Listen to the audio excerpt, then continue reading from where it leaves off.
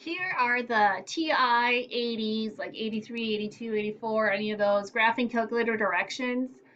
We can actually create box plots and histograms on our graphing calculator. So there's all of the data. I'm not going to read through all of these directions here. You can go ahead and follow them. It is pretty slick feature on the graphing calculators. And if you decide to take AP Stats, you would definitely be revisiting a lot of this with that teacher. So down at the bottom, I also have two websites for those of you that do not have a TI graphing calculator or any graphing calculator for that matter. There's calculator.net/statistics-calculator.html. That is a really slick tool to use. It gives you most of the information that you need. And then you have to enter the data in with commas though. And then also Desmos.com has a histogram calculator. So Google Desmos.com histogram calculator and check it out.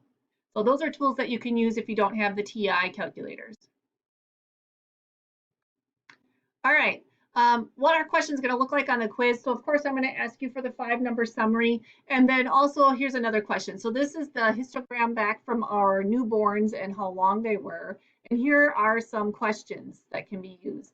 How many newborns were measured between 50 and 52 centimeters long? So again, I'm going down here looking at my bins. By the way, on the TIs, there's a really nice feature where you can press the trace key and it will tell you the height of all of these bars. So definitely check that out in the prior slide.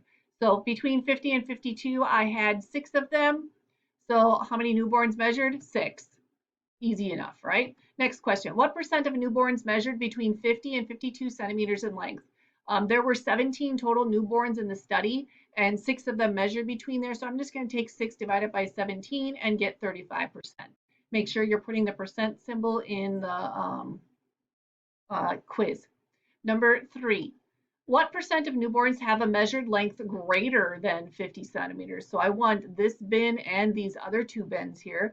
So this one's at 6 and then 2 and 2. So that would be 10 total out of the 17, which is 59%.